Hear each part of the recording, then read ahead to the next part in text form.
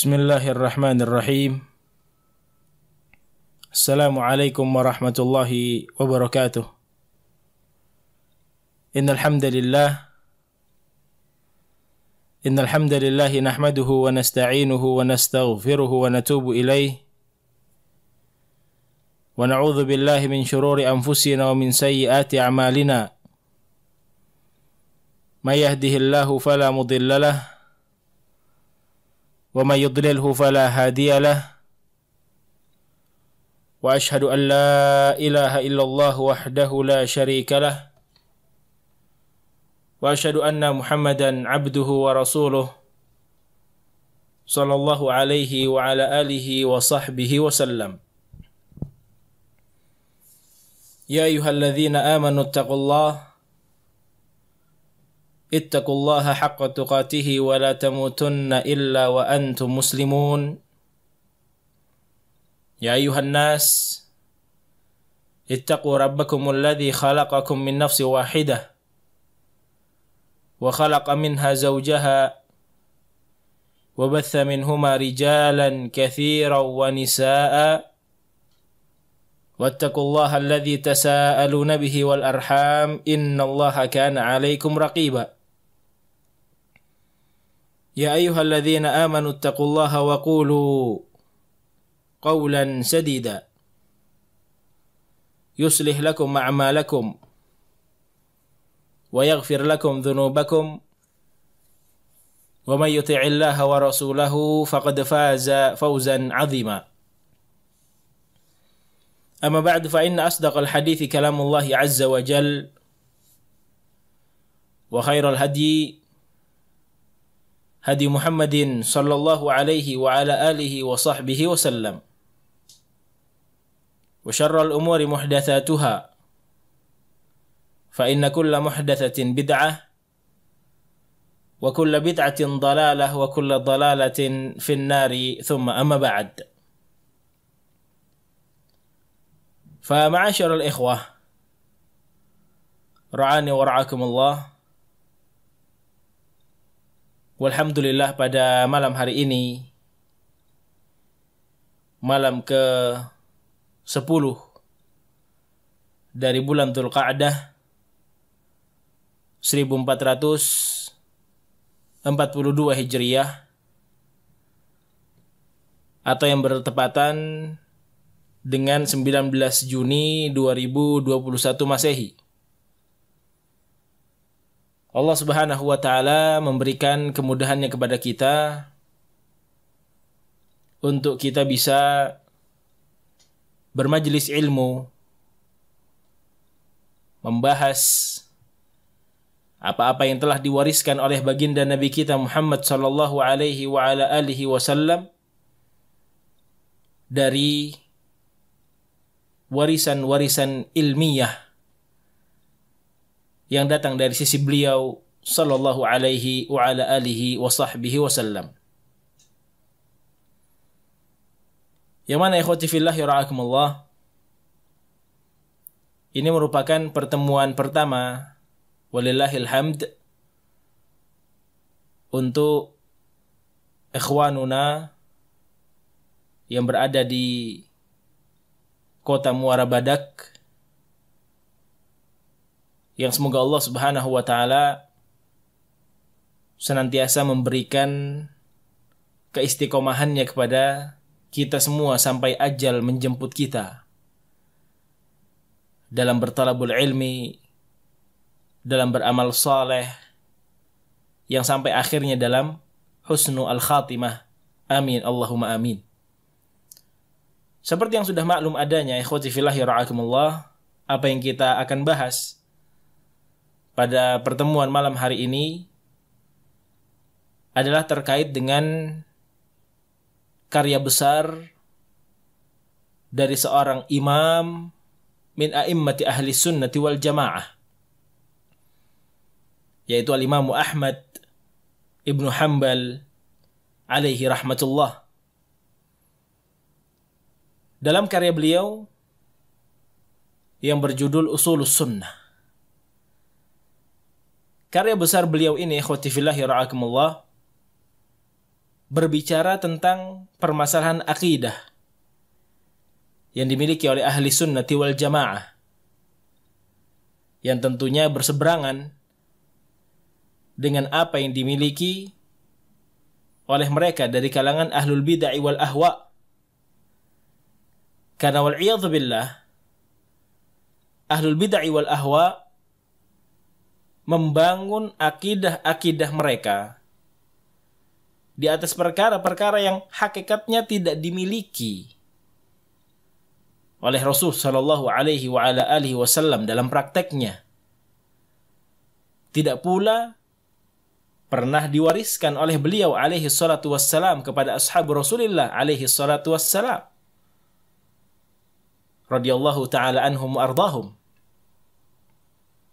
Oleh karenanya, kita akan mendapati sekian banyak usul, sekian banyak qawaid, kaedah-kaedah mereka, pondasi-pondasi mereka dalam berakidah,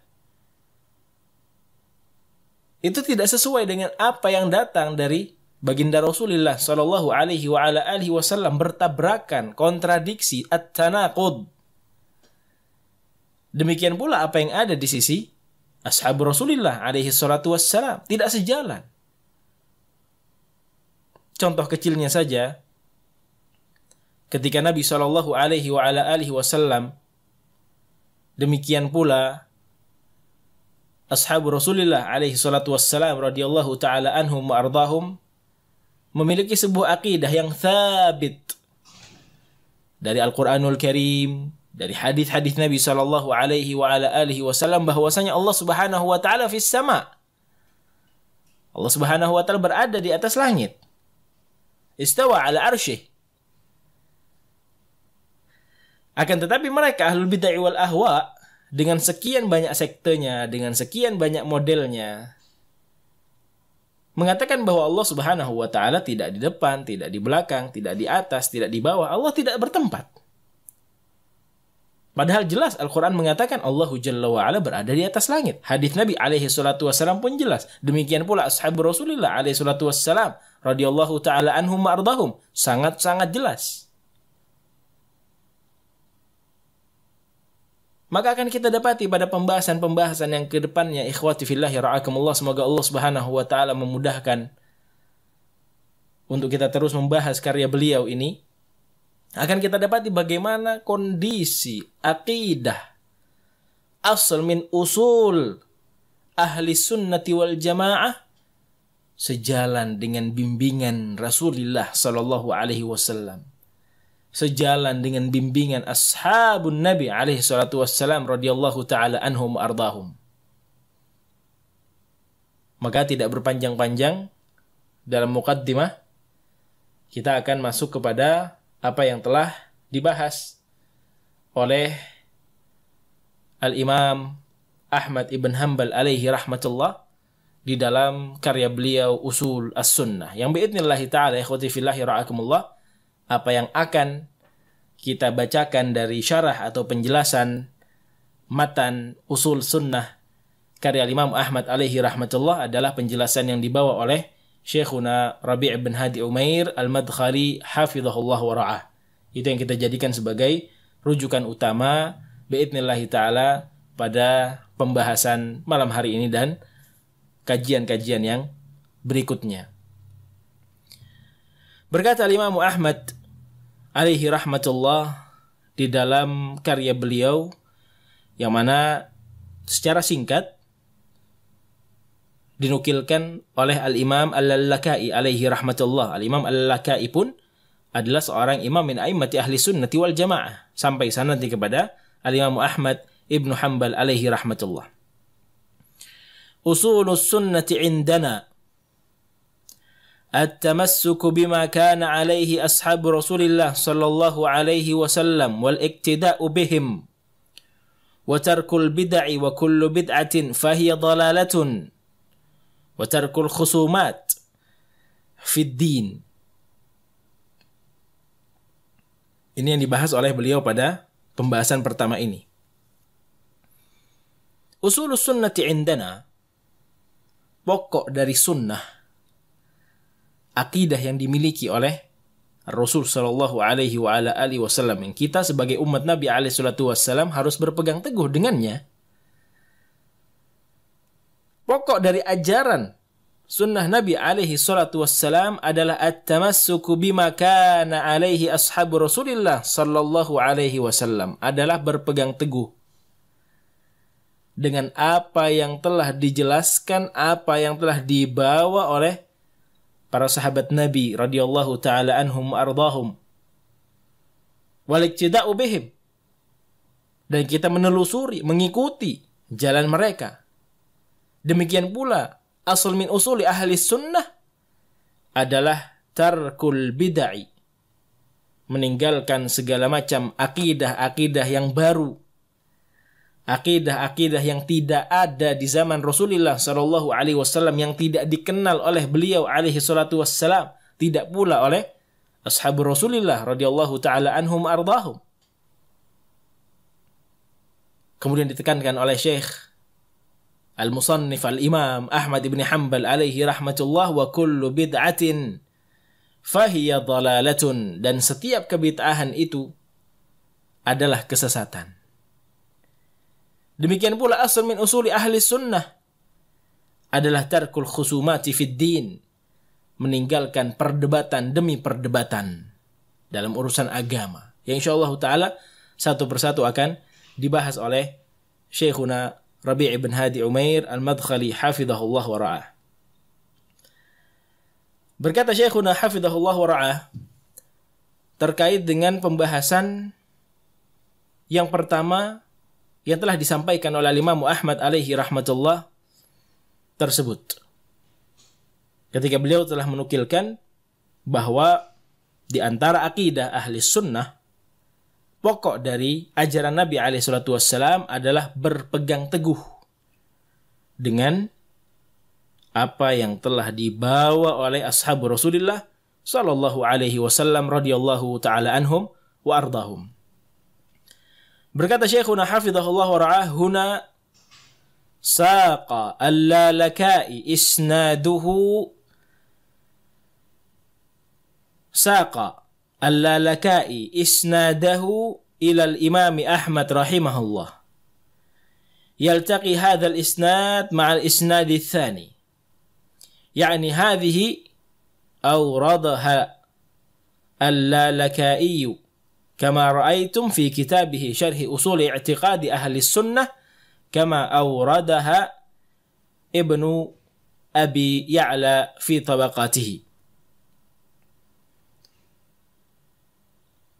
Dalam pertemuan pertama ini, kita akan sedikit membahas apa yang terkait dengan karya Imam Ahmad alaihi rahmatullah yang dinukilkan oleh para a'immah. Di sini kata Syekhuna Rabi' ibn Hadi Umair, Al-Imam Al-Lalaka'i menukilkan sebuah sanad yang sampai kepada Imam Ahmad alaihi rahmatullah. Dan sanad ini sesuai dengan sanad yang kedua, karena di sana ada beberapa sanad dari ucapan Imam Ahmad alaihi rahmatullah. Yakni maksudnya adalah apa yang disampaikan oleh Imam Ahmad ini memiliki rantai sanad. Artinya ini bukan ucapan dusta, nukilan-nukilan dusta yang hanya disandarkan kepada Imam Ahmad alaihi rahmatullah. Itu yang ingin ditekankan. Karena memang keistimewaan dari agama kita, terlebih umat Nabi Muhammad alaihi salatu wassalam yang berada di akhir zaman, mereka memiliki yang namanya as-sanad, al-isnad. Laul al-isnad laqala man sya'a ma sya'.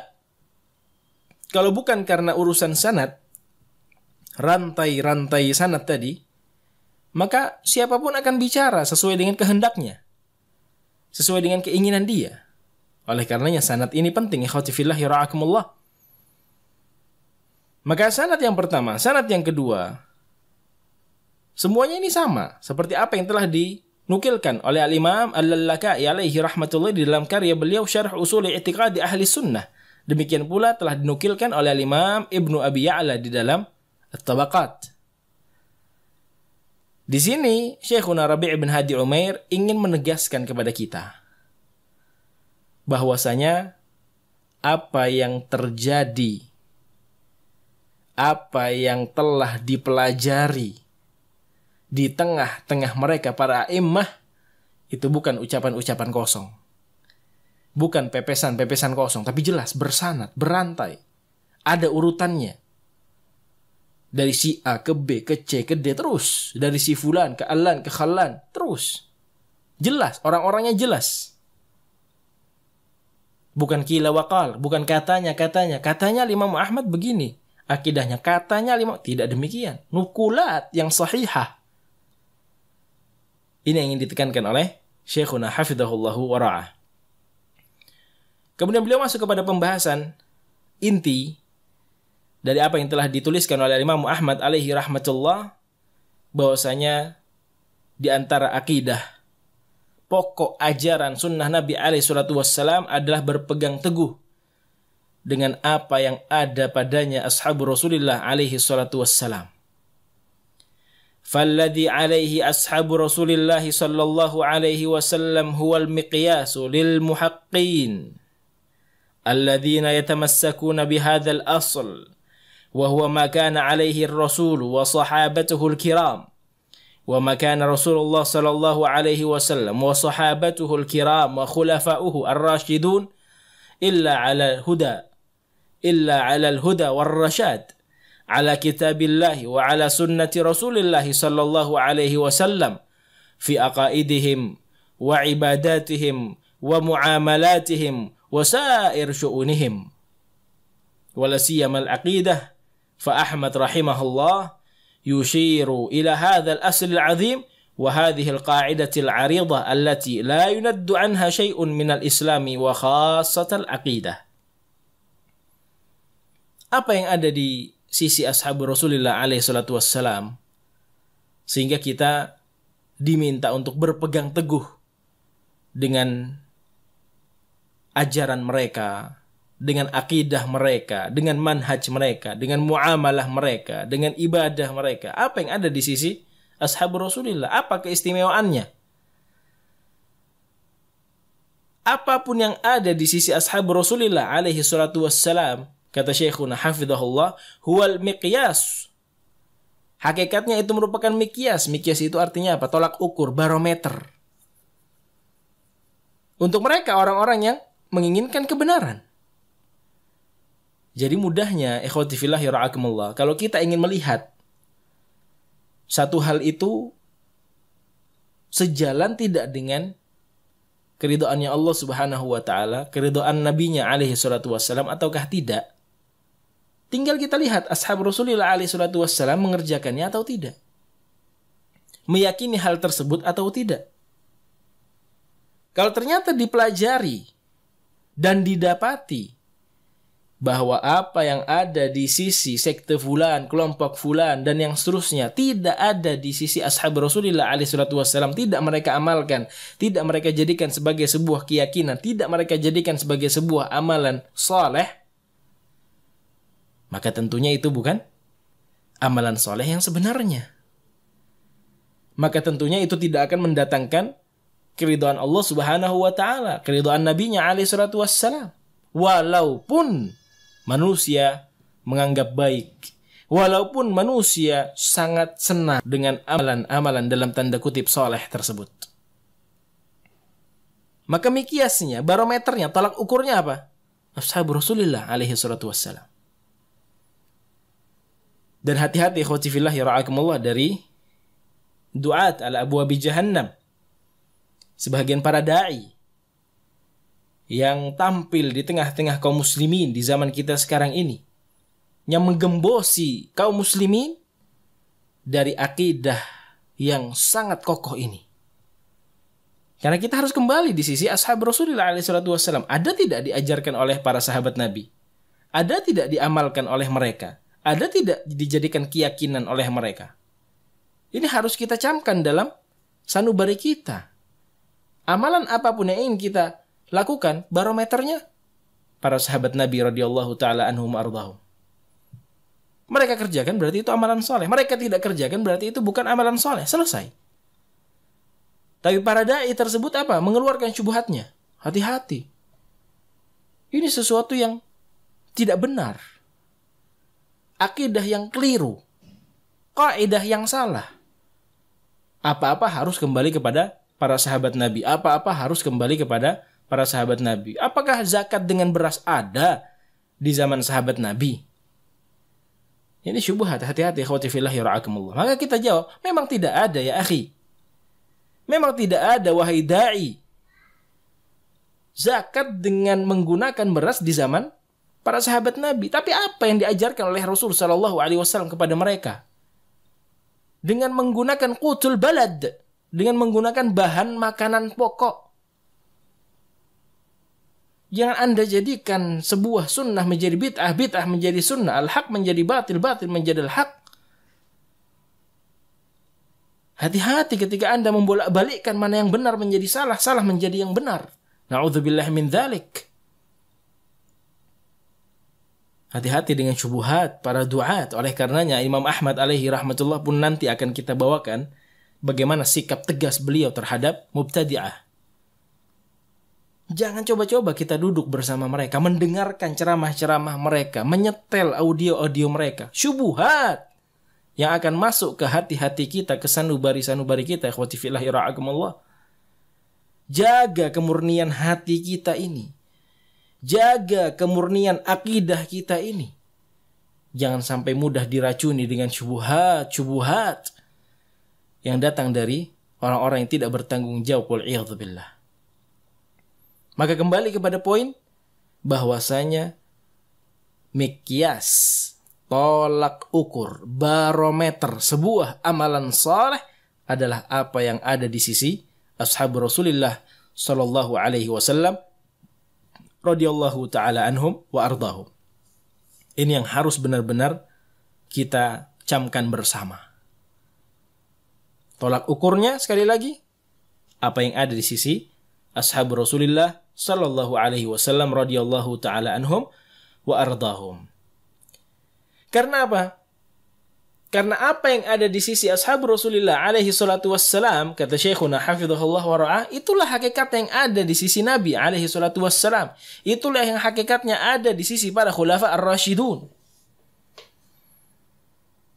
Para khulafa ar-rasyidun, Abu Bakar, Umar, Uthman, Ali radhiyallahu taala anhum wa ardahum.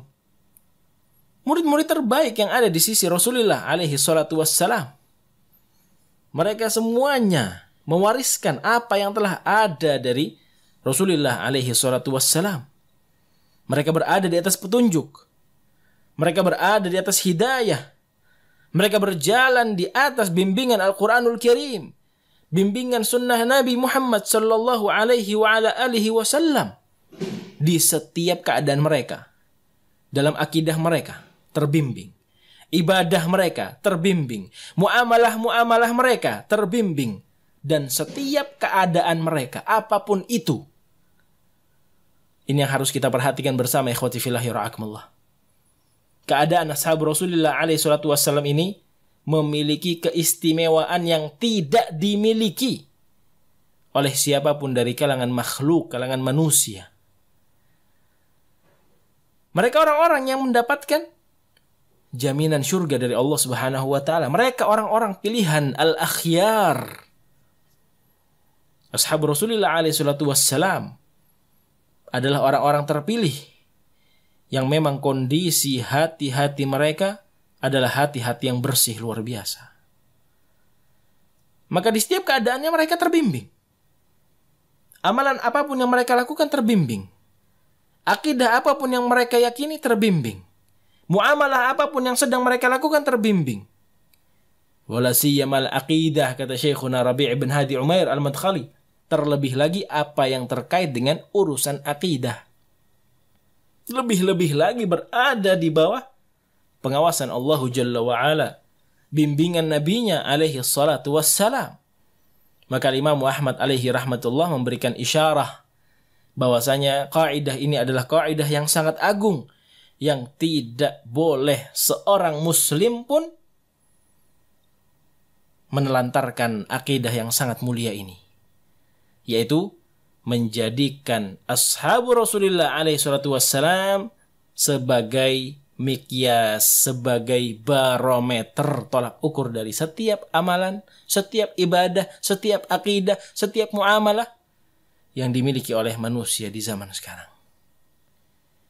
Fayaqulu usulus sunnah indana at-tamassuku bima kana alaihi ashabu Rasulillah sallallahu alaihi wasallam khilafan li ahli al-bid'ah fa innama yattabi'una ahwa'ahum wa ya'tamiduna uqulahum al-fasidah aw yaz'umuna annahum ya'tamiduna ala lughati al-arabi aw ghairiha min al-qiyasat al-fasidah. Kaidah yang disampaikan oleh Imam Ahmad alaihi rahmatullah ini, kata Syekhuna hafizahullah wa ra'ah, benar-benar menyelisihi apa yang ada di sisi ahlul bid'ah wal ahwa. Karena hakikatnya ahlul bid'ah itu mengikuti hawa nafsu mereka. Mereka hanya berpedoman dengan akal fikiran mereka, sejalan tidak dengan logika, sejalan tidak dengan akal kita.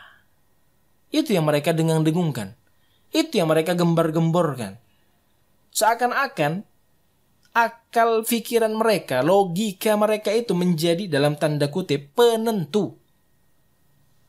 Menjadi dalam tanda kutip miqyas, barometer, tolak ukur tadi.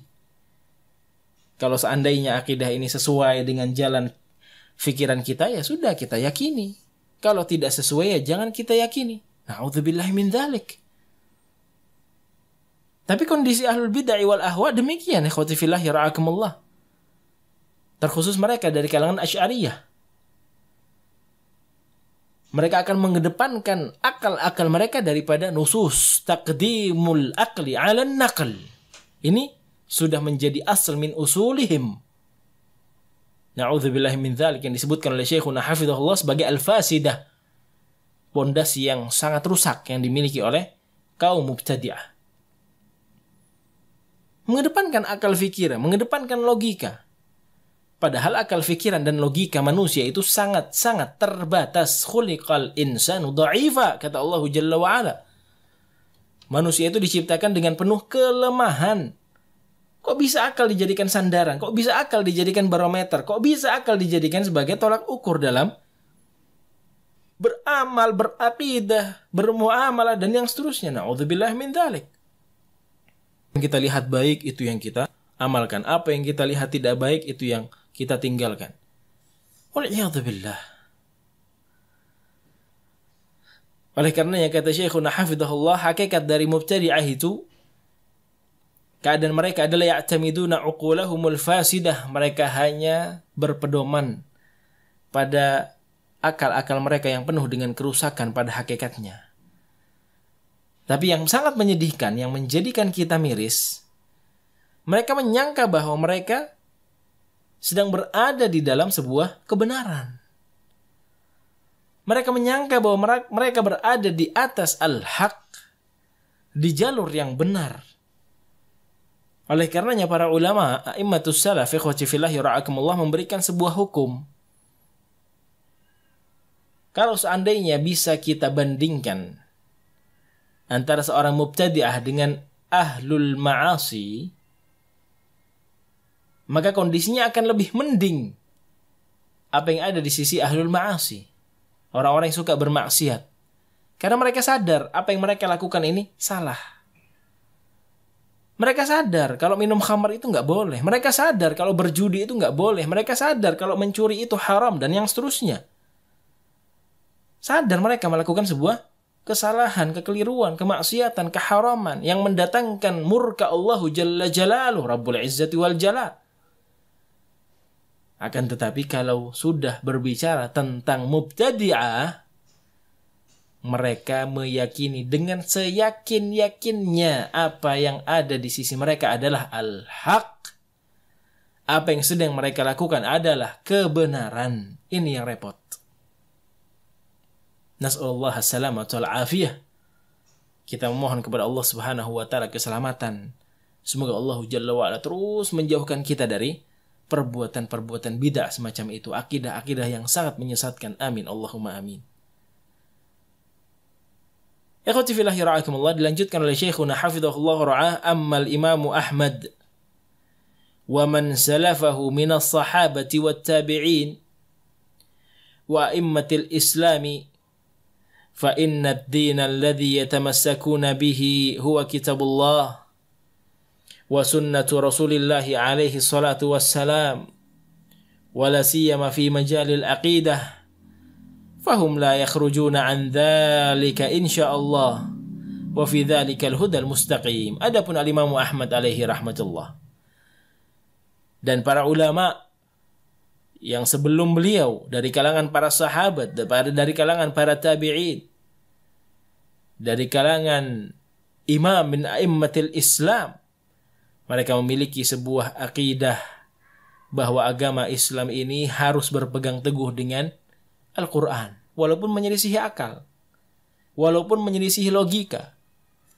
Yang namanya beragama ini harus sesuai dengan sunnah Rasulullah Shallallahu Alaihi Wasallam, walaupun sekali lagi menyelisihi akal dan logika. Ini yang dijadikan sebagai akidah. Ini yang dijadikan sebagai pedoman. Ini merupakan jalan yang ditelusuri oleh Al-Imam Ahmad dan orang-orang yang sebelum beliau radhiyallahu taala anhum wa ardhahum alaihim rahmatullahi jami'an. Terutama dalam permasalahan akidah. Mereka tidak akan keluar dari bimbingan Al-Quran, dari bimbingan Nabi alaihi salatu wassalam, dan itulah hakikat dari hidayah, petunjuk yang lurus yang telah diberikan oleh Allah Subhanahu wa taala kepada mereka. Wal iktida'u bihim, di antara akidah ahli sunnah, di antara pokok dari ajaran sunnah Nabi alaihi salatu wassalam adalah menelusuri, mengikuti jalur para sahabat Nabi radhiyallahu taala anhum wa ardhahum. Al-iktida'u bi ashabi Muhammadin sallallahu alaihi wasallam wa humul qudwatu wa humul uswatu wa yushiru ila al-hadith alaikum bi sunnati wa sunnatil khulafa'ir rasyidin al-mahdiyyin addu 'alaiha bin nawajidh wa iyyakum wa muhdatsatil umur wa kadzalika haditsil firqatin najiyah حينما أخبر الرسول عليه الصلاة والسلام أن هذه الأمة ستفترق إلى 73 فرقة كلها في النار إلا واحدة قالوا من هي قال ما أنا عليه وأصحابي ثم قال أيضا في حديث آخر تركتكم على البيضاء ليلها كنهارها لا يزيغ عنها إلا هالك.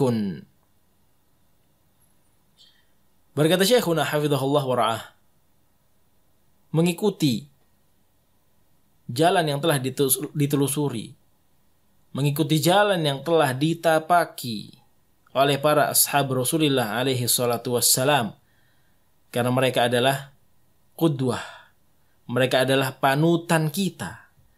Dan di sini Al-Imam Ahmad alaihi rahmatullah pada hakikatnya mengisyaratkan kepada sebuah hadis, alaikum bisunnati, ucapan Nabi alaihi salatu wassalam, wajib atas kalian untuk berpegang teguh dengan sunnahku.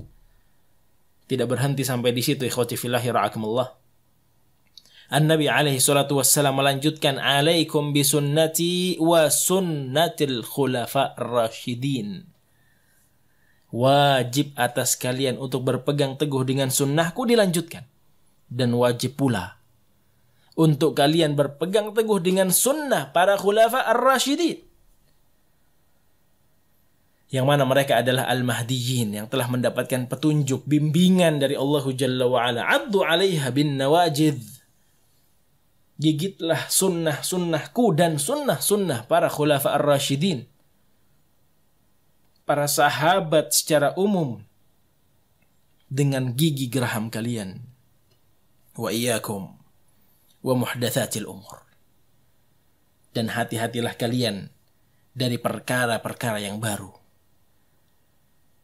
Jadi dari hadis ini, ikhwati fillahi ra'akumullah, ada dua sisi yang disampaikan oleh baginda Nabi Muhammad alaihi salatu wassalam. Yang pertama perintah, alaikum, wajib atas kalian untuk berpegang teguh dengan sunnahku dan sunnah para khulafa ar-rasyidin, para sahabat Nabi radhiyallahu taala anhum wa ardhahum.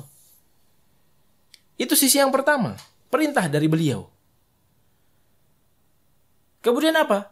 Sisi yang kedua adalah larangan. Iyyakum at-tahdzir, hati-hati kalian. Peringatan dari Nabi SAW. Artinya apa? Nabi SAW melarang kita untuk dekat dengan muhdatsatil umur. Nabi SAW melarang kita untuk dekat dengan urusan-urusan yang baru. Amalan-amalan saleh yang baru ada di belakangan hari setelah meninggalnya para sahabat Nabi. Setelah meninggalnya para immatus salaf. Setelah tidak ada bimbingan dari kibar ulama, al-masyayikh. Iyyakum, kata Nabi SAW. Kita semua diperingatkan, ditahdzir oleh Nabi SAW. Hati-hati kalian. Apa yang disampaikan oleh Nabi SAW, ikhwati fillah yara'akumullah, bukanlah omongan kosong semata dari beliau. In huwa illa wahyun yuha. Semata-mata itu adalah wahyu dari Allah Subhanahu wa ta'ala. Artinya ketika Nabi SAW memberikan kita dua sisi. Yang pertama, untuk kita berpegang teguh. Yang kedua, untuk kita berhati-hati. Itu hakikatnya adalah datang dari Allah Jalla wa'ala. Artinya Allah Subhanahu wa ta'ala tahu di kemudian hari akan ada sekian banyak amalan-amalan bid'ah, akan ada sekian banyak amalan-amalan muhdatsat yang tidak sejalan dengan bimbingan Nabi kita Muhammad alaihi salatu wassalam. Oleh karena yang diperingatkan, hati-hati. Beliau tidak memberikan sebuah peringatan dari sesuatu yang tidak ada. Dan kita dapati wakilnya sekarang ini. Di tengah-tengah kita, ikhwati fillah, luar biasa. Perkara-perkara baru, al-muhdatsat, menjamur di tengah-tengah masyarakat. Semoga Allah Subhanahu wa ta'ala memberikan hidayah kepada kita dan mereka. Amin. Allahumma amin. Maka kalau kondisinya demikian, kita harus benar-benar berpegang teguh dengan sisi yang pertama. Dengan sunnah Nabi SAW, tidak cukup sampai di situ pun kita berpegang teguh dengan apa yang ada di sisi sunnah para sahabat Nabi SAW radhiyallahu ta'ala anhum wa ardhahum. Demikian pula Al-Imam Muhammad alaihi rahmatullah seakan-akan memberikan isyarah kepada hadis Al-Firqatun Najiyah tentang kelompok yang selamat. Yang telah dikabarkan oleh Nabi alaihi salatu wassalam, hadhil ummah sataftariqu ila 33 firqah. Ketahuilah bahwasanya umatku ini, umat Nabi alaihi salatu wassalam, akan terpecah menjadi 73 golongan. Perhatikan lafaz Nabi alaihi salatu wassalam, ikhwati fillah yara'akumullah, sataftariq, akan berpecah. Maka ini adalah satu hal yang lazim terjadi, pasti terjadi. Sekuat apapun daya, sekuat apapun upaya, sekuat apapun usaha yang dilakukan oleh para duat sedunia untuk mempersatukan kaum muslimin, maka hal itu tidak akan mungkin terjadi, mustahil. Kenapa? Karena Nabi SAW yang telah mengkhabarkan bahwa umat ini sataftariq. Umat Nabi SAW ini akan terpecah belah. Sehingga apa? Jangan kita membuang-buang waktu untuk mempersatukan umat, menjadikan kalimat mereka sebagai satu kalimat. Ukhuwah Islamiyah. Dan yang seterusnya dari target-target palsu yang merupakan hasil dari wal'iyadzubillah bisikan-bisikan syaitan. Nggak akan mungkin bersatu. Yang hitam nggak akan bersatu dengan yang putih. Yang putih nggak akan bersatu dengan yang abu-abu dan yang seterusnya. Sataftarik, kata Nabi SAW. Kita harus menerima ini. Ini merupakan sunnatullah, sebuah ketetapan Allah Jalla wa'ala yang telah dikhabarkan oleh baginda Nabi kita Muhammad SAW dari lisan mulia beliau SAW. Nggak mungkin juga untuk kita ingkari. In huwa illa wahyun yuha. Maka ayolah para da'i, jangan kalian membuang-buang waktu untuk mempersatukan umat. Nggak akan mungkin terjadi.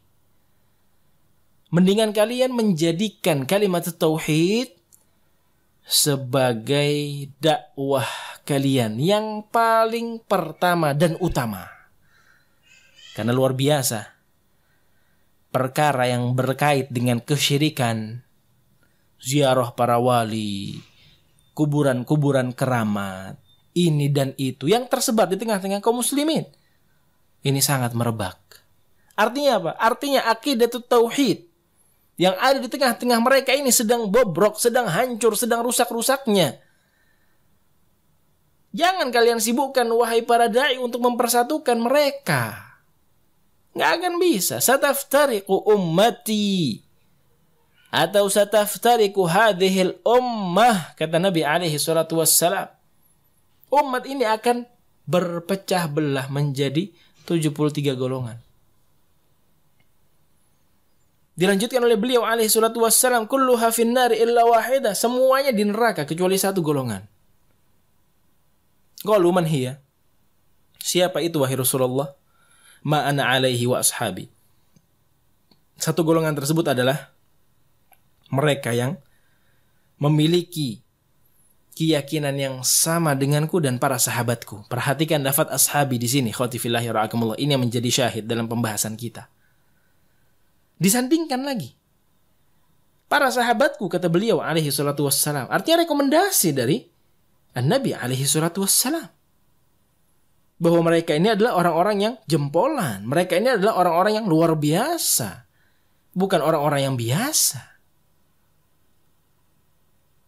Maka kalau ada satu kelompok yang akidahnya sejalan dengan akidah Nabi alaihi salatu wassalam, yang sejalan dengan akidah para sahabat beliau radhiyallahu taala anhum wa ardahum, maka itulah yang disebut dengan al-firqatun najiyah, kelompok yang Allah Subhanahu wa taala selamatkan. Dikenal pula di tengah-tengah para a'immah dengan at-taifatul mansurah, kelompok yang akan ditolong oleh Allah Subhanahu wa taala. Dikenal pula dengan istilah ahli sunnati wal jamaah. Dikenal pula dengan istilah ahlul hadithi wal athar, dan istilah-istilah yang lainnya. Ikhwati fillahi ra'akumullah. Kita harus benar-benar mengetahui permasalahan ini dan mendalaminya, mencermatinya. Karena urusannya neraka dan syurga, wal'iyadzubillah, al-jannatu wan nar. Gak main-main. Yang menyelisih akidah Nabi SAW, neraka tempatnya. Kulluha finnar, 72 golongan yang ada semuanya di neraka. Mungkin sebahagian dari kita, ikhwati fillah, ada yang mendengarkan syubhat murahan. Loh, kenapa kalian ahli sunnati wal jamaah yang katanya kalian menjunjung tinggi hadis Nabi alaihi salatu wassalam, akidah Nabi alaihi salatu wassalam, atau dibahasakan dengan salafiyun, kalian berani mengkapling-kapling syurga Allah Subhanahu wa taala? Berarti 72 golongan itu enggak masuk ke dalam syurga. Mereka ada di dalam neraka. Yang masuk ke dalam syurga hanya kalian. Syurga itu luas, seluas langit dan bumi. Masa mau kalian kuasai sendiri? Ini syubhat murahan namanya, ikhwati fillah ya ra'akumullah. Orang yang berbicara dengan pembicaraan seperti ini, orang yang membawa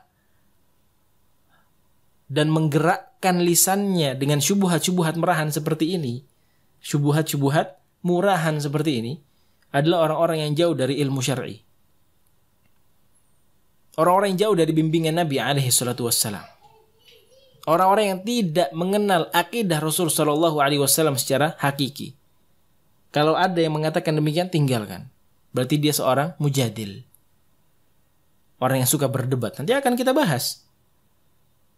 Pokok ajaran dari sunnah Nabi SAW meninggalkan perdebatan-perdebatan yang akan menjatuhkan harga diri kita, akan memberikan peluang untuk mereka mengeluarkan syubhat-syubhatnya, kotoran-kotoran dalam fikirannya, wal'iyadzubillah.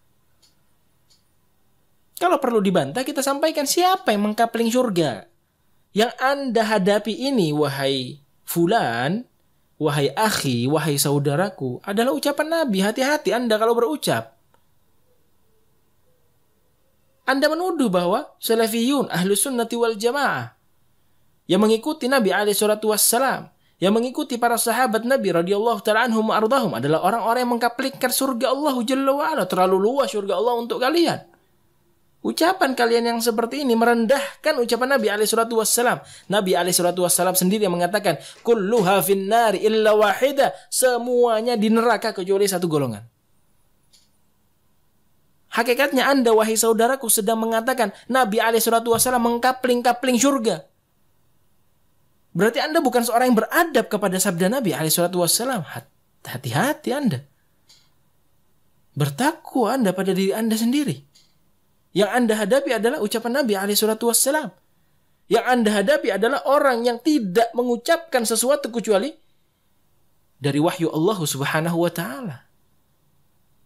Jangan emosi Anda, jangan kejengkelan Anda, jangan kebencian Anda kepada ahlus sunnah, kepada salafiyun, lantas menjadikan Anda tidak adil dalam bersikap. Jangan. Silahkan Anda tidak senang dengan salafiyun. Silahkan Anda tidak senang dengan kaum Wahabi yang kalian labeli dengan kaum Wahabi. Silahkan Anda tidak senang dengan orang-orang yang berusaha menjadi kelompok firqatun najiyah. Tapi jangan Anda terlalu lancang dengan sabda Nabi Anda alaihi salatu wassalam. Sampaikan hal yang seperti itu kalau memang perlu dibantah. Kalau tidak, tinggalkan. Ini Nabi alaihi salatu wassalam mengatakan kulluha finnari illa wahidah. Semuanya di neraka kecuali satu golongan. Berarti Nabi yang mengkapling-kapling surga. Kok kita yang dituduh mengkapling-kapling surga? Kif? Dari sisi mana ahlus sunnah yang mengkapling-kapling surga? Orang Ahlus sunnah itu hanya menukilkan. Yang kalian sebut sebagai kaum Wahabi itu hanya menukilkan apa yang datang dari lisan Nabi alaihi salatu wassalam. Kulluha finnar illa wahida. Hadhihi al-ummah sataftarik. Dalam riwayat yang lain, sataftariku ummati. Sataftariku hadhihi al-ummah. Terpecah belah. Bukan ahlus sunnah yang mengkotak-kotakkan kaum muslimin. Kalau kalian menuduh ahlus sunnah yang mengkotak-kotakkan kaum muslimin, hati-hati. Berarti secara sadar atau tidak sadar Anda sedang berucap Nabi alaihi salatu wassalam yang mengkotak-kotakkan kaum muslimin. Nabi alaihi salatu wassalam yang berucap, Nabi alaihi salatu wassalam yang bersabda, kenapa kita yang disalahkan? Jangan kebencian kalian terlalu besar, terlalu menggebu-gebu. Akhirnya kalian tidak adil dalam bersikap. Akhirnya kalian tidak adil dalam bermuamalah bersama kita. Dan yang seterusnya. Taqullaha fi anfusikum. Kalau kalian tidak senang kepada kami. Kalau kalian tidak respect kepada kami.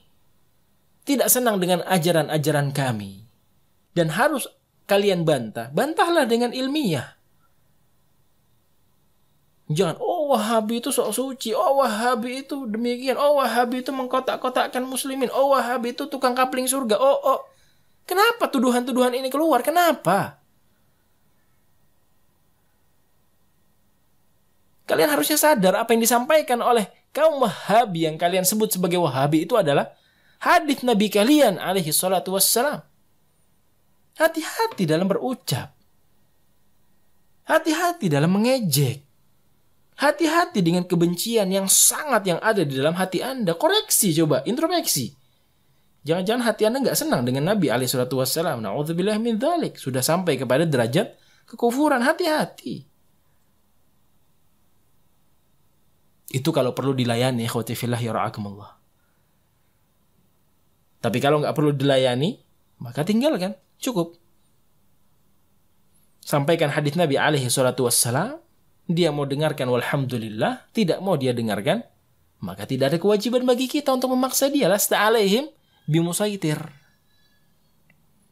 Maka kalau sampai syubhat-syubhat semacam ini sampai menggoyahkan akidah kita, berarti kita yang harus introspeksi diri. Kalau sampai ternyata syubhat murahan semacam ini menjadikan kita, oh iya ya, goyang, menjadikan kita, oh iya ya, kok kita ini merasa sok suci sekali. Kita saja yang masuk surga, yang lainnya gak masuk surga. Nah ini berarti kita harus mengintrospeksi diri-diri kita sendiri. Berarti ada yang bermasalah dengan akidah kita.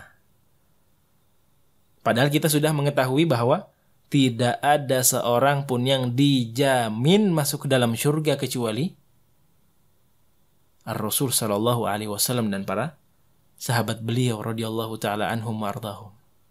Sekelas Imam Ahmad alaihi rahmatullah yang membuat karya ilmiah ini Ushulus Sunnah. Nggak bisa kita memastikan, oh pasti beliau sebagai ahlul jannah. Nggak bisa. Akidah ahlus sunnah bukan demikian. Berarti kalau kita terpengaruh dengan syubhat murahan seperti tadi, kita harus belajar, dan belajar lagi. Kemudian ikhwati fillah yarhakumullah dilanjutkan oleh Syekhuna hafizahullah wa ra'ah, "Fas-sahabatu tamassaku biha. Walam najid fihim halikan insyaallah. Wa zagha ba'du an-nasi ba'dahum." Yani fi akhir asri as-sahabati wa kadzalika fi awsati uhuri at-tabi'in.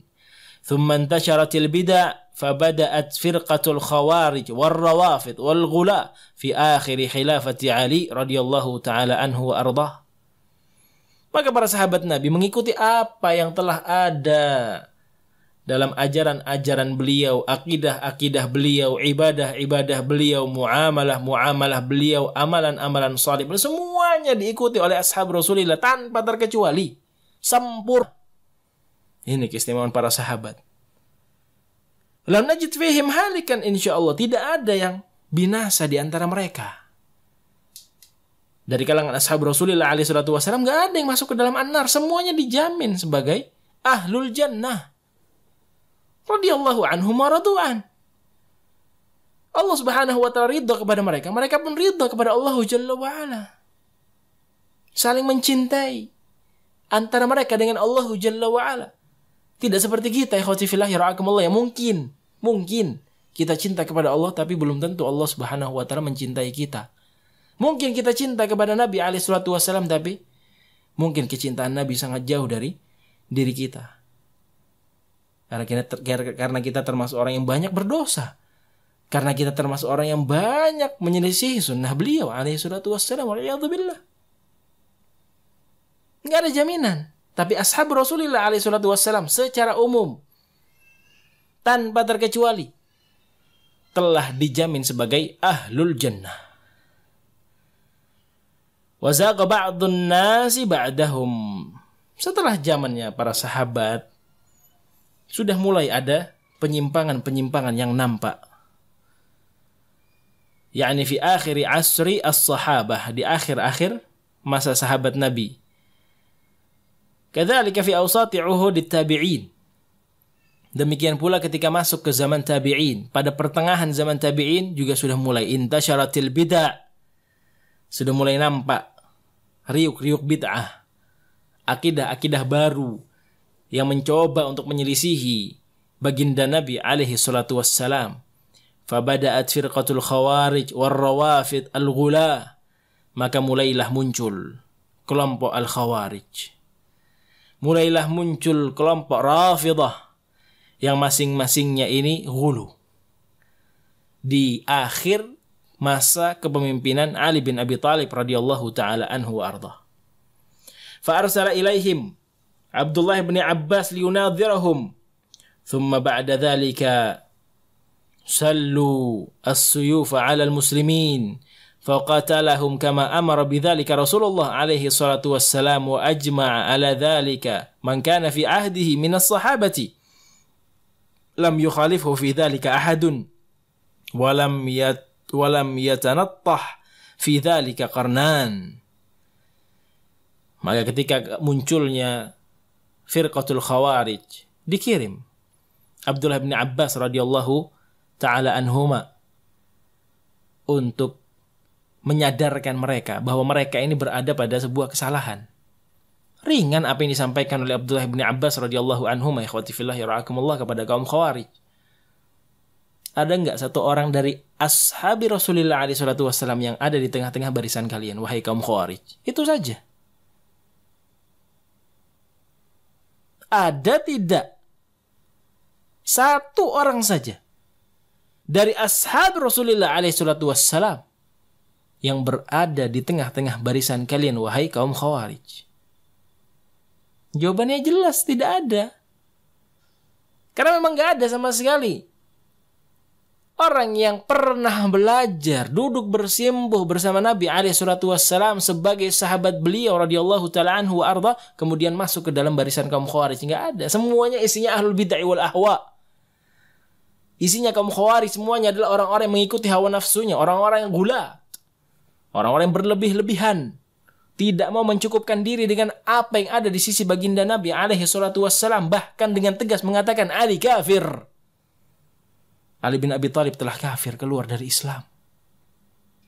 Karena keluar dari hukum Allah Subhanahu wa taala. Karena keluar dari Al-Qur'an. Karena keluar dari sunnah Nabi SAW menurut pemahaman dangkal yang ada di sisi mereka. Kemudian setelah Abdullah bin Abbas berusaha menyadarkan mereka, alhamdulillah, sebagian besar dari mereka bisa sadar kembali kepada jalur hidayah. Setelah itu diperangi.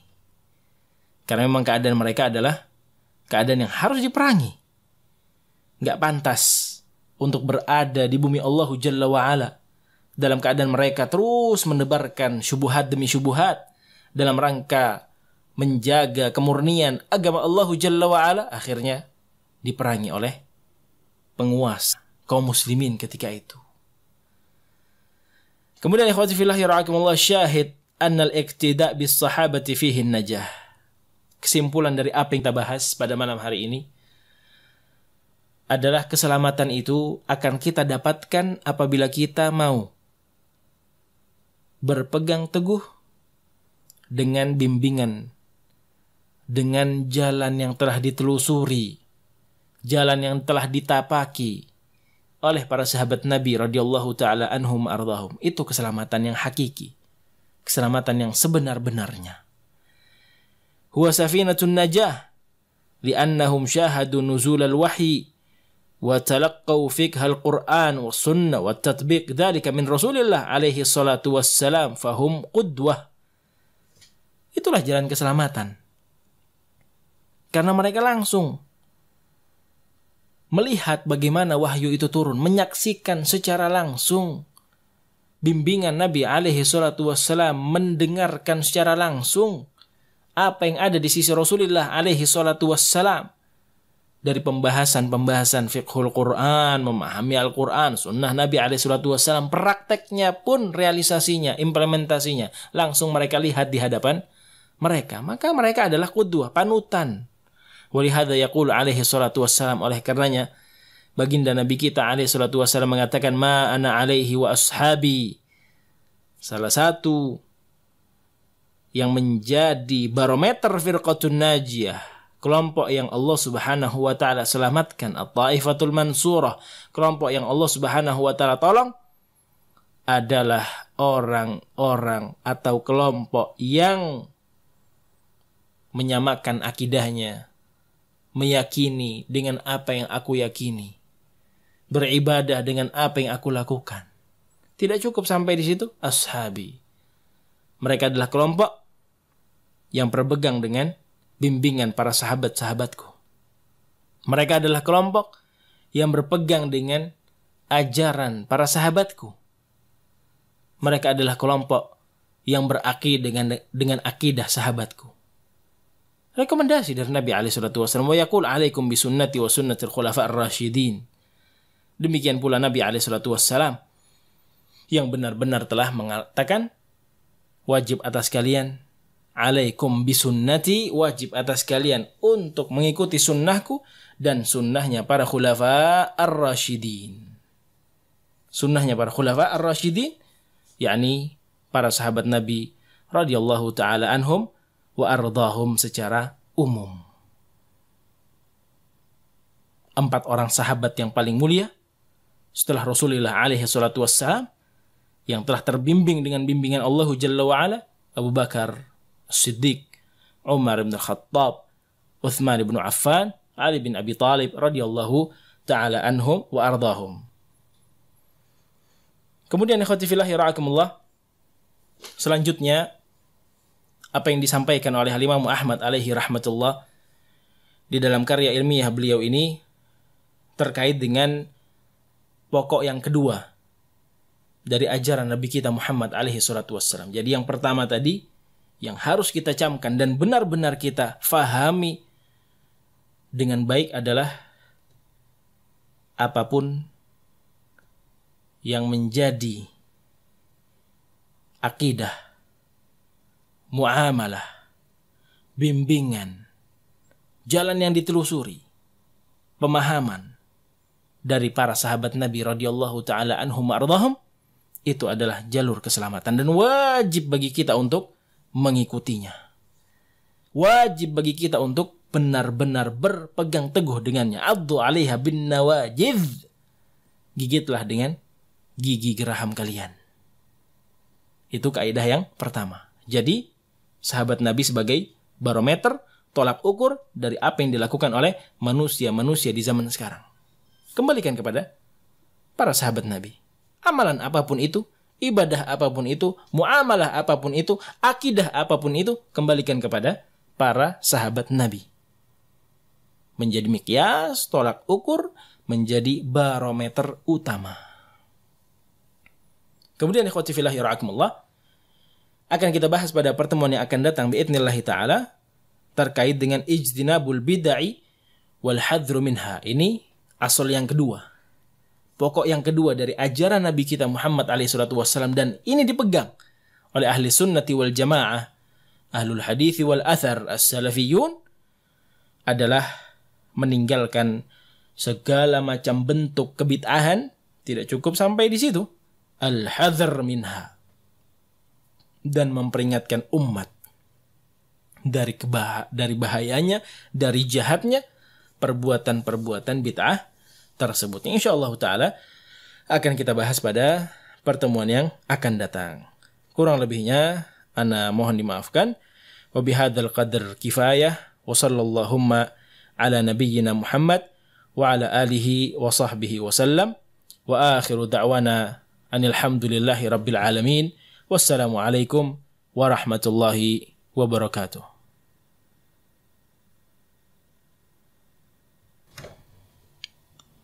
Baik, bismillah, alhamdulillah, wassalatu wassalamu ala rasulillah wa ala alihi wa sahbihi wa man walah wa ba'd. Ini ada satu pertanyaan yang masuk dari ikhwan kita di Muara Badak.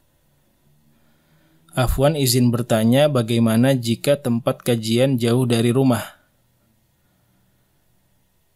Apakah dengan mendengarkan radio secara live kita tetap mendapat pahala seperti para thalabah mungkin yang dimaksud di majelis tersebut? Jazakallahu khairan, amin wa iyyakum. Terkait dengan mendengarkan kajian secara online,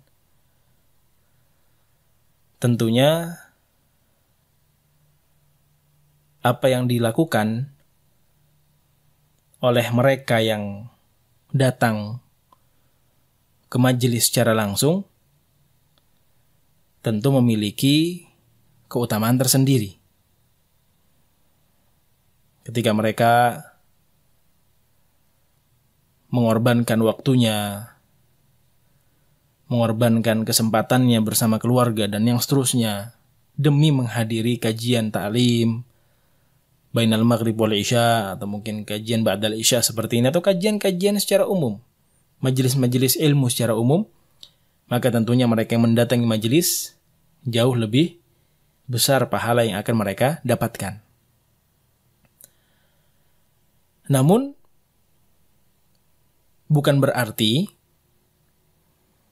mereka yang mendengarkan online di rumah tidak mendapatkan pahala. Allah Subhanahu wa taala itu, ikhwati fillah yara'akumullah, adalah zat yang Maha Rahman. Allah Subhanahu wa taala itu adalah zat yang Maha Rahim. Sangat mudah bagi Allah Jalla wa ala untuk memberikan ganjaran pahalanya kepada siapapun yang Allah Subhanahu wa taala inginkan. Sehingga tinggal kita memperbaiki niat kita. Ikhlaskan niat kita dengarkan kajian secara serius, mencatat faedah apa yang bisa kita catat, maka Allah Subhanahu wa Ta'ala pun biidznillah, dengan izinnya Subhanahu wa Ta'ala akan memberikan pahala. Tapi tentunya seperti yang sudah kita sebutkan tadi, pengorbanan antara si fulan dengan si alan, pengorbanan antara si A dengan si B, si A yang berletih-letih menaiki kendaraannya, menelusuri sekian kilometer sampai ke masjid, duduk di majelis, tentunya berbeda dengan si B atau si alan yang hanya duduk bersantai di rumah. Dan semua itu kembali kepada niat kita masing-masing. Kembalikan niat-niat kita murni hanya mengharapkan wajah Allah Subhanahu wa Ta'ala. Sehingga jangan khawatir tidak mendapatkan pahala. Allah itu bukan zat yang bakhil. Itu yang harus kita tanamkan pada jiwa-jiwa kita. Allah itu bukan zat yang pelit untuk memberikan rahmahnya. Jangankan kita sebagai penuntut ilmu, interaksi hari-hari dengan hadis-hadis Nabi SAW, orang-orang kafir diberikan rahmat oleh Allah Subhanahu wa Ta'ala. Mereka bisa minum dengan tenang, mereka bisa menghirup udara sebebas-bebasnya, dan yang seterusnya. Orang kafir mendapatkan rahmat. Masa iya kita sudah berusaha semaksimal mungkin, apalagi mungkin ada uzur, tidak mampu mendatangi majelis dan yang seterusnya, lantas Allah Subhanahu wa Ta'ala tidak mendapatkan pahala. Al-jaza min jinsil amal. Kalau ada yang berkorban dengan pengorbanan yang lebih besar, tentunya pahalanya akan lebih besar dibandingkan mereka yang duduk bersantai di rumah. Wallahu ta'ala alamu bisawab. Kemudian ada pertanyaan yang kedua. Afwan, izin bertanya, sampai di mana batasan berteman dengan orang yang berbeda manhaj, yang sering disebut dapati ia mencela asatidzah dan ulama. Apakah boleh sekedar menyimpan nomor WA yang akhirnya kita dapat membaca status WA dia yang berseberangan dengan manhaj ini? Wallahu ta'ala alam bisawab. Nabi SAW telah menyebutkan permisalan yang sudah sangat ma'ruf di tengah-tengah kita, ikhwati fillah yara'akumullah, terkait dengan al-jalisus saleh, al-jalisus su', teman-teman duduk yang baik, teman-teman duduk yang jelek. Kemudian Nabi SAW pula yang telah menghasung dan memotivasi kita untuk benar-benar memilih teman yang baik.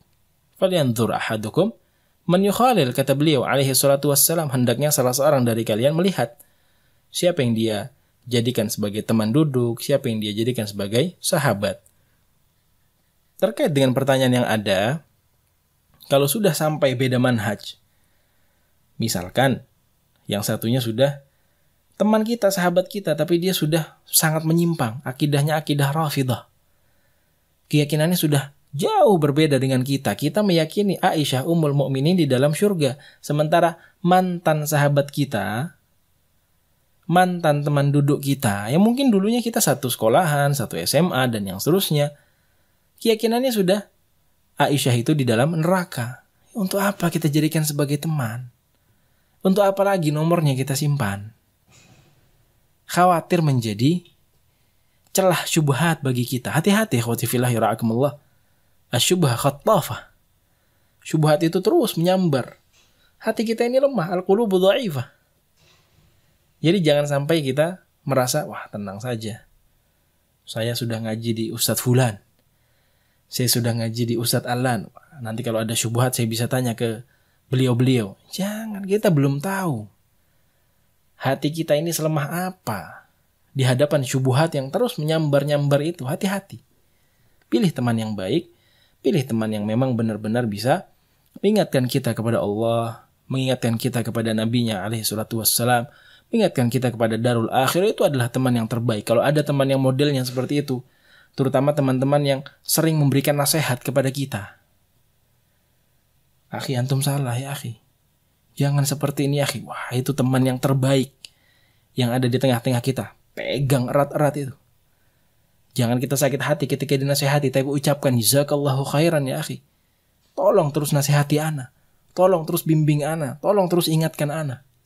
Ini teman-teman yang modelnya akan memberikan manfaat luar biasa baik di dunia kita maupun di akhirat kita. Wallahu ta'ala alamu bissawab. Tapi kalau sekedar muamalah antara si fulan dengan si alan yang berbeda manhaj, muamalah sekedar jual beli dan yang seterusnya, nggak ada masalah. Cuma sekedar salam basa-basi dan yang lainnya nggak ada masalah. Yang penting jangan sampai hati kita condong kepada dia. Karena kita sudah mengetahui pembahasan terkait dengan hajar. Hajar itu macam-macam tingkatannya. Kalau memang kita tidak mampu menghajar dengan lisan kita, dengan sikap kita, hajar dengan hati kita. Hati kita ini benci kepada dia yang manhajnya berbeda. Hati kita ini benci kepada dia yang akidahnya berbeda. Kalau memang mungkin ada kakak dan adik kandung yang kondisinya sama-sama, satu orang tua, satu ayah, satu ibu, tapi beda manhajnya, kan nggak mungkin dia musuh-musuhan terus nggak simpan nomornya. Maka harus dilihat keadaannya masing-masing. Wallahu ta'ala alamu bissawab. Nabi SAW sebagai tambahan sedikit pun pernah bermuamalah dengan orang-orang Yahudi. Bahkan sebelum beliau meninggal, baju besi beliau tergadaikan di tengah-tengah orang Yahudi. Artinya apa? Sekedar muamalah duniawiyah yang tidak ada urusannya dengan agama kita.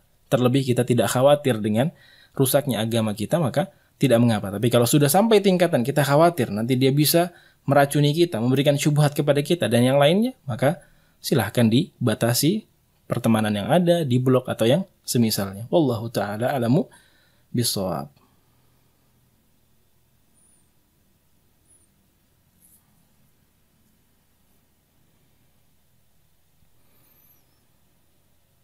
Pertanyaan yang ketiga.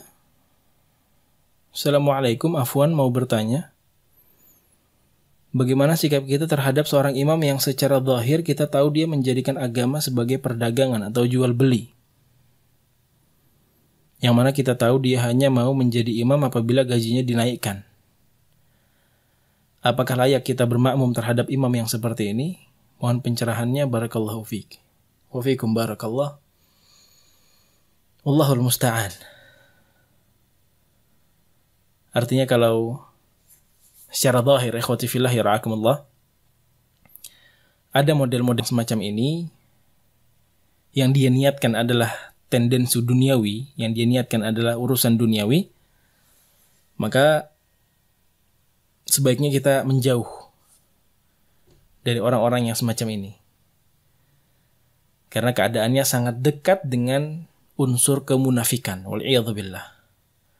Apalagi qarinah yang ada sudah sangat jelas. Ketika misalkan tidak diberikan gaji, dia tidak mau menjadi imam. Ketika tidak dinaikkan, dia tidak mau menjadi imam. Wal'iyadzubillah. Kalau kita berbicara tentang sah atau tidaknya sholat kita di belakang dia, maka sholatnya sah selama dia memenuhi rukun-rukun sholat. Tapi kalau kita mau mencari afdaliyah, maka yang lebih utama untuk kita menjauh dari orang-orang yang semacam ini. Karena apa? Karena ada unsur kemunafikan wal'iyadzubillah yang namanya maksiat itu wal'iyadzubillah ikhwati fillah ya ra'akumullah bisa menular.